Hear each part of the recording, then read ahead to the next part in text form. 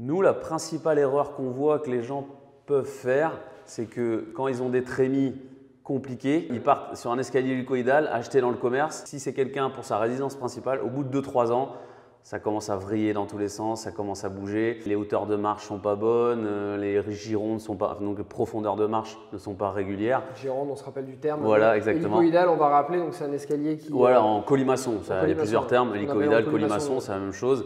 Donc ça tourne en rond. Quand c'est dans le commerce, au bout de 2-3 ans, nous on nous appelle pour remplacer. Donc c'est dommage d'aller mettre, je ne sais pas, 1000, 2000 ou 3000 euros dans un escalier comme ça. Et au bout de 2-3 ans, pour sa résidence principale, surtout, devoir le changer en fait, quoi. Et là, au final, c'est une perte d'argent aussi, quoi. Ouais. Futur rentier, salut à toi, je suis très content de te retrouver dans cette nouvelle vidéo. Alors on reprend cette série de vidéos construction, hein, tu l'as vu, maintenant j'ai une veste, je suis plus au Mexique, il n'y a plus de plage, etc. Je suis avec Gwen aujourd'hui, qui est participant de formation. Et vu le décor, tu auras deviné à peu près de quoi on va parler. Bon, le titre t'a aidé aussi.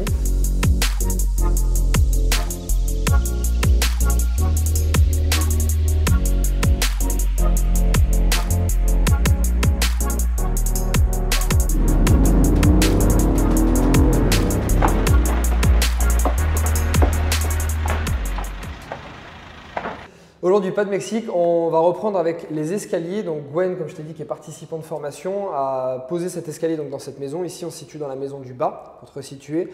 Villa du bas, celle que je vais utiliser en location, et Villa du haut, celle que je vais utiliser en résidence principale. Il s'occupait des deux escaliers. Ouais. Donc aujourd'hui, il va nous parler donc, déjà de cet escalier, mais surtout pour les débutants, comment bien choisir son escalier, quelles sont les erreurs à ne pas commettre.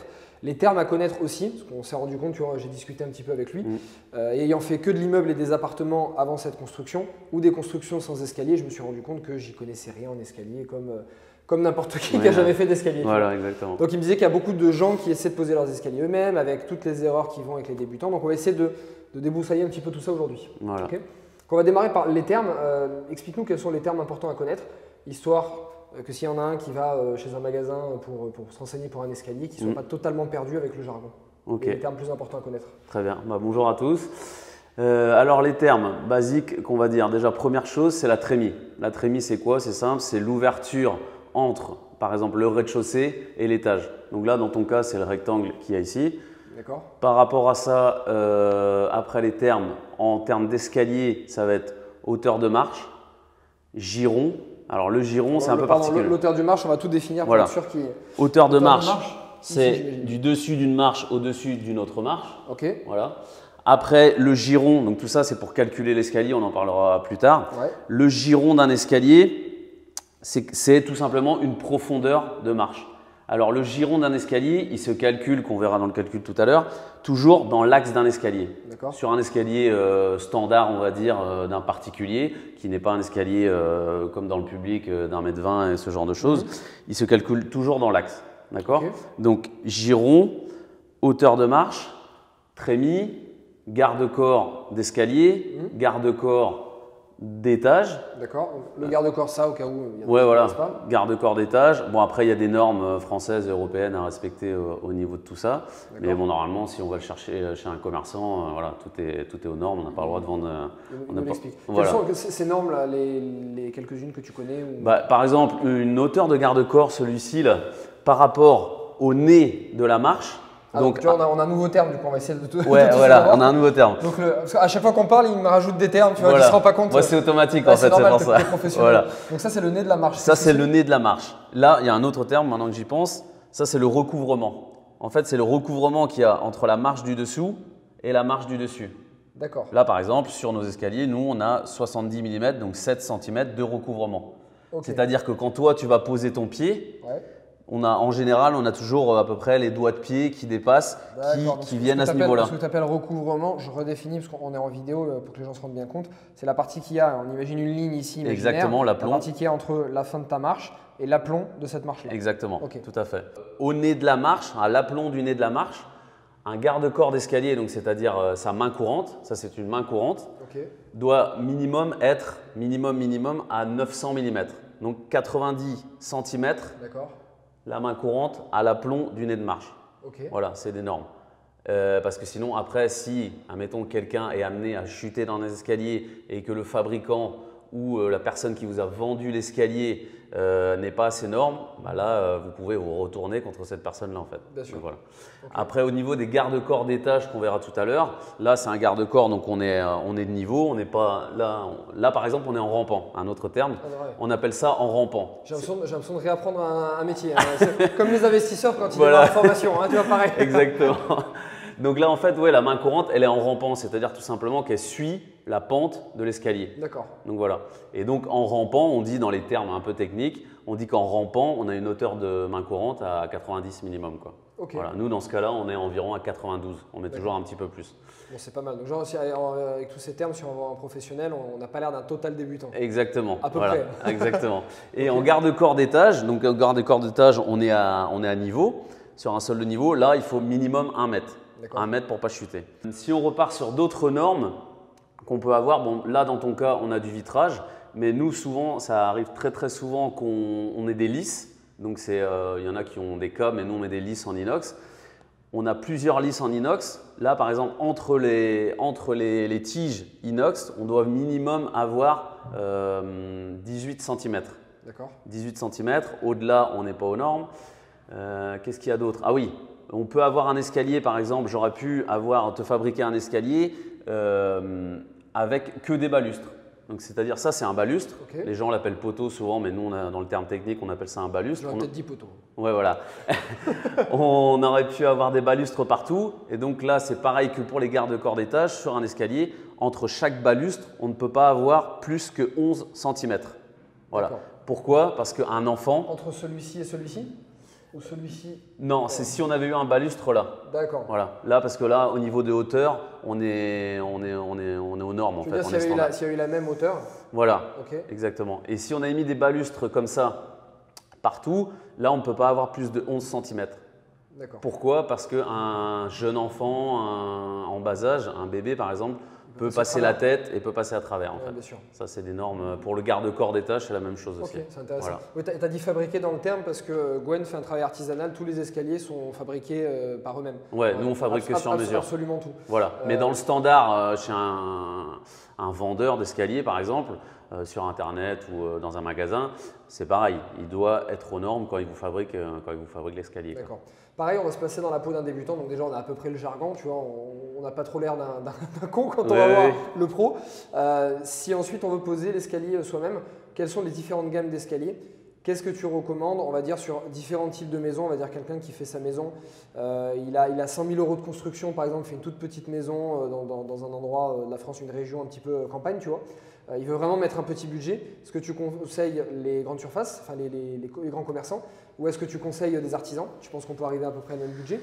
Et exemple, quelqu'un qui va avoir une maison à 300 000 € de construction et quelqu'un qui va avoir à 600 700 000 € de construction sur 3 gammes différentes. Qu'est-ce que tu conseilles? D'accord. Alors si on part sur la première gamme petit budget, ça dépend ce qu'on cherche. Franchement, nous on fait partie d'un réseau et dans toute la France, il y a des artisans qui vont, si je peux donner des prix de toute façon, Oui, bien sûr. Des artisans vont vous fabriquer des escaliers faits sur mesure pour 3 000, 3 500, 4 000 €. D'accord. Et des fois, je sais que je ne connais pas bien les tarifs dans le commerce, Leroy Merlin, La Paire, tout ça, mais je sais qu'ils ont certains escaliers, certaines gammes à environ 2 800, 3 000 €. D'accord. Donc voilà, mais le problème c'est que par exemple La Paire, vous allez chez eux, la plupart du temps, vous achetez l'escalier 2 000, 3 000 €, mais c'est à vous de le poser. Ok. Donc déjà, il faut le matériel, c'est de la menuiserie. Ils se rattrapent sur la pose si eux le posent aussi avec? Oui, voilà, exactement.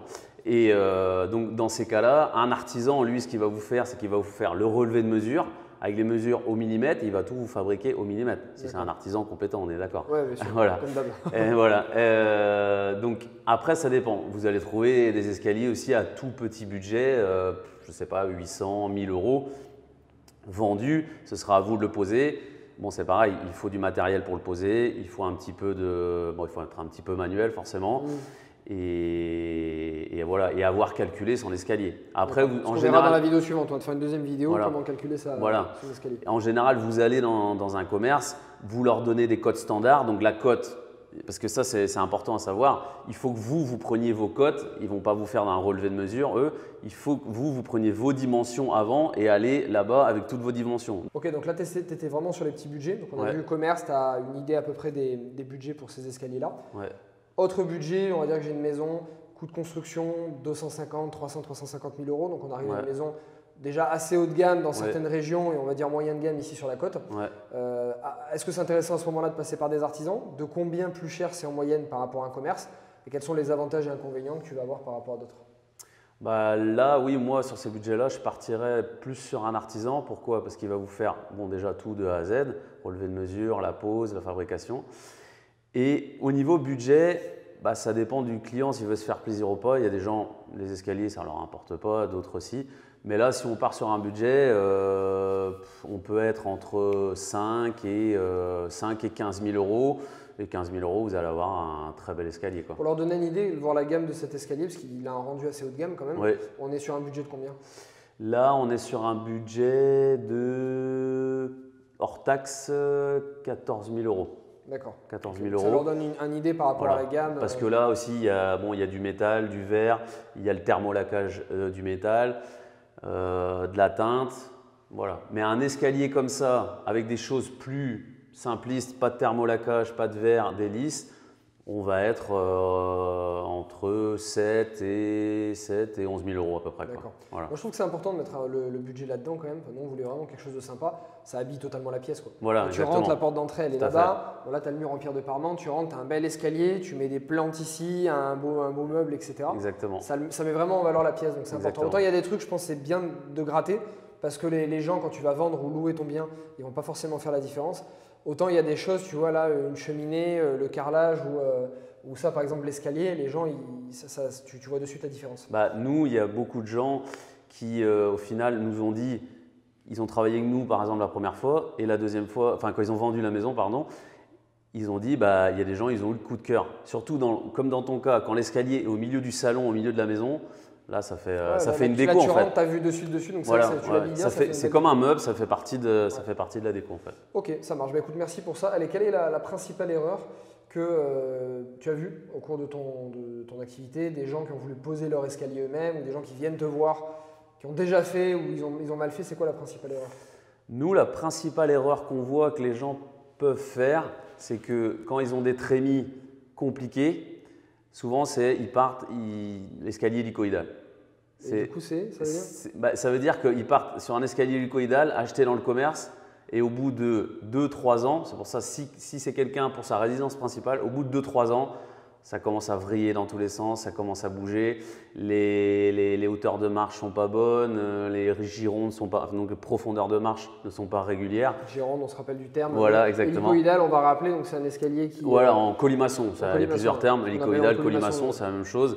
Donc ça tourne en rond, quoi. Et souvent, quand c'est pas, parce qu'il y a du hélicoïdal fabriqué sur mesure, mais quand c'est dans le commerce, au bout de 2-3 ans, nous on nous appelle pour remplacer. Donc c'est dommage d'aller mettre, je ne sais pas, 1000, 2000 ou 3000 euros dans un escalier comme ça et au bout de 2-3 ans, pour sa résidence principale, surtout, devoir le changer en fait, quoi. Et là, au final, c'est une perte d'argent aussi, quoi. Ouais, donc ça, c'est quand on va faire du trop peu cher au début. Souvent, voilà, exactement. Comme on ne le sait pas forcément, souvent on a des mauvaises surprises. Donc tu le sauras, même si tu as un petit budget pour une petite maison, ne pars pas forcément sur ce modèle-là. Ouais. Ok, Gwen, écoute, merci beaucoup. On va attaquer, on va faire une deuxième vidéo, on va rentrer un peu plus dans le technique et on va t'expliquer comment calculer toi-même ton escalier, comment prendre tes codes si tu as envie de le poser toi-même, acheter dans le commerce pour les bricoleurs du dimanche. Voilà. Okay, c'est parti. Bon, je te remercie pour d'avoir visionné cette vidéo. J'espère que Gwen, en plus participant de la formation, t'a plu, ses explications étaient claires. Je t'ai bien débrouillé pour une première vidéo. Ouais, ça va non, franchement, c'était cool. Bon. Il était bien. J'étais un peu nerveux. Comme tout le monde, la première vidéo, c'est normal. Pour remercier Gwen, mets un like sur cette vidéo, commente également, dis-nous si cet escalier t'a plu. Si toi aussi tu as déjà posé un escalier toi-même, enfin bref, voilà, dis-nous si tu as aimé cette vidéo. Si tu as d'autres sujets de vidéo aussi, je les prends avec grand plaisir. Et tu retrouveras dans la description les contacts de Gwen si jamais ça t'intéresse de poser un escalier dans la région. Il a fait un travail qui est absolument incroyable, il est très dispo, très professionnel. Donc voilà, si tu as besoin de lui sur la Côte d'Azur, il se fera un plaisir de t'aider. On te souhaite une très très bonne journée et puis on va tourner notre vidéo. Voilà. À bientôt, au revoir.